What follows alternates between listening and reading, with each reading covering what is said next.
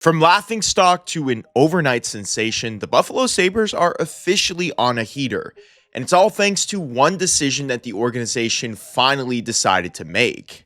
After another disappointing start to the season, the Sabres have announced that they would be relieving Kevyn Adams of his duties as general manager, officially ending a long and very frustrating era for Buffalo.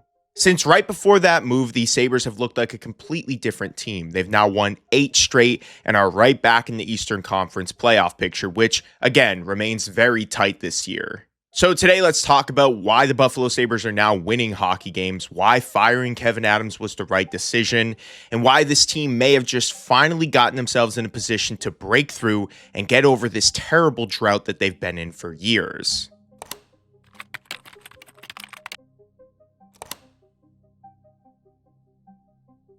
What's up, guys? Welcome back to the channel. Again, Merry Christmas, Happy Holidays. Hope you guys are all looking forward to the new year and have some awesome goals set for yourself. Today, I had to hop on the camera. I know we're all in a little bit of a vacation mode, me in particular. I wasn't planning on posting a video this week, but I just felt like I needed to talk about this team and at least give them some flowers for what's going on. Now, I praised this team after firing Kevyn Adams. I thought it was the right move. I was calling for it from the very start of the season, and now that it's officially happened and we're seeing what Buffalo is putting together in their last 8 games, I think we at least need to acknowledge some of the moves that he made, talk about his tenure, and why maybe I was wrong about a few things in my deep dive the last time I talked about Buffalo. So if you guys are enjoying the content lately and you want to continue supporting the channel, be sure to give this one a thumbs up, subscribe now, and let's get right into today's breakdown. Now, in my last video talking about Buffalo, it was a complete negative approach. I talked about how I was disinterested in this ownership group and felt like they kept hiring the wrong guys, how Kevyn Adams was a mistake-driven person. He continued to let go of the wrong people and make the wrong decisions for the organization. And then the head coach, I just felt like Lindy Ruff was outdated and didn't have what it takes to turn this organization around.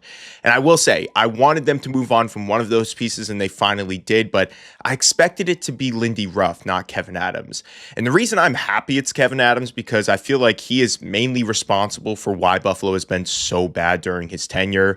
Not only hasn't he led this team to a playoff spot his entire time with the organization, but he has let go of some of their best key players like Jack Eichel and Sam Reinhart, let go of free agents like Linus Ullmark, not trying to re-sign them, and the list continues to go on, whether you want to talk about the JJ Peterka trade or something else that everyone has probably talked about at this point. Kevyn Adams was an underwhelming GM, and I think that there's probably a slim chance that he gets another job in this league, because despite having all of the opportunities to turn this organization around and draft really important players, he just really never did much with his time with the organization. Now, I'm not going to say that Kevyn Adams was all to blame. I do feel like this ownership group is still responsible for some of the stuff that has happened through at least their ownership time. Buffalo has been bad for over 15 years, and Kevyn Adams was only there for 6, so it's not like he is the sole responsible person for it all. When it comes to the ownership group, I think that they used Kevyn Adams as a scapegoat, and I think for right now, it's working for them. They're on that 8-game winning streak, but I'm not sure how sustainable this is going to be for the team. Maybe we're seeing the players get that little boost from saying, hey, we just lost our general manager, we're now going to play harder, but I just don't know, given how competitive the Atlantic is in particular, if this is going to be something that lasts. Now, talking about the actual group play right now, this team is firing on all cylinders. They're beating contenders, they're beating lower level teams, and they're doing it consistently. And most importantly, they look like they're having fun. Usually when I watch the Buffalo Sabres, it always seems like they're just one step behind their competition, or the players seem very disinterested in playing in whatever system that the coach is offering, or just playing for any sort of system at all under this organization. And I think to see guys like Tage Thompson and Rasmus Dahlin smiling, or to see their goaltending putting up good numbers and consistently getting play from their lower lines, guys like Josh Doan have looked incredible, guys who we thought were the losing pieces in a trade with JJ Peterka. I think that that's a very positive sign for this team that otherwise has been underwhelming for really a long time.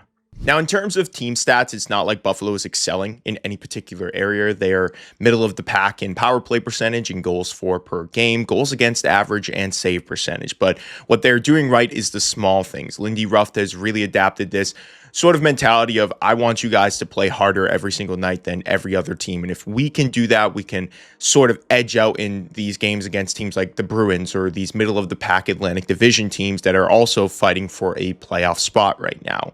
And I think that that's something that I'm not sure what really sparked. Maybe it was the firing of Kevyn Adams, but they were winning a few games before that. Or maybe they just finally woke up and said, hey, we have the talent to be a better team. We are tired of losing. We are tired of being known as that easy out every single time a team comes into our barn or we go on the road, a night where they can all take a night off.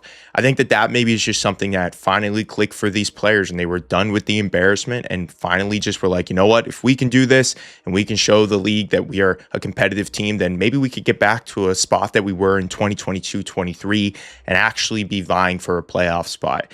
And I think that that's actually really cool, seeing this team rally after a firing, showing them that, hey, eventually we have to be held accountable too, that we have to play in this system and we have to give it our all. I think that that's pretty awesome coming from a team like Buffalo. Now, that's all I really have on this team. There's one other thing I kind of wanted to talk about. Maybe you guys can give some insight on this, especially if you watch a lot of Buffalo hockey. I don't know how this team should approach the deadline. Obviously, we're still a bit away from that. We still have the whole month of January, then we have the Olympic break. But depending on how Buffalo plays throughout this next month, they have the Alex Tuch contract that they have to worry about. There's been reports about him wanting Adrian Kempe money. I would not do that. I think that he's probably an $8-9 million player at the most, not 10 plus. You also have to worry about if you want to trade these pieces at the deadline or if you want to become buyers at the deadline. You also have to worry about, hey, is Owen Power still the right piece? Because he's looked better, but he still isn't playing like that first overall pick that you maybe were hoping him to be. These are all just questions that I have. You also have guys like Tage Thompson likely going to be selected for Team USA. What happens if he gets injured in that tournament? What happens if Dahlin gets injured in that tournament? It's all stuff to keep in the back of your head, but I think right now I'm going to try and stay away from the negatives, and I'm going to try to say this is a really cool spot for Buffalo and their fans, and I'm really excited to see this organization finally being competitive. As of right now, like I said, they're competing for some of those top spots in the Atlantic. It's a very tight division with a lot of competitive teams, but I do think that Buffalo has really put themselves back into the mix and shown us that, hey, this rough start is not who they are. They are more than that. They have the talent, and now they have this new identity without Adams in the building, and I think that that's pretty awesome. But that's all I got on the Sabres today. Again, another unscripted video, but I just really wanted to come on here and give my opinions and at least give some credit to Buffalo for how well they've been playing these past couple of weeks. So let me know what you guys think in the comments below. How are you feeling about the Buffalo Sabres? What do you think about the rest of their season? Should they be investing in this? Should they be buying in? Or should they be a little bit more cautious given the past and how they've sort of crumbled down the stretch in recent years? Let me know what you guys think in the comments below as always. And if you enjoyed this video, toss this one a thumbs up, subscribe now. I also have a few other pieces of content for you guys to check out on the screen right here if you're bored and want to watch more hockey content. Following the new year, we're going to get right back to our regularly scheduled content, so stay tuned. And again, thank you guys so much for watching. I will see you in the next upload.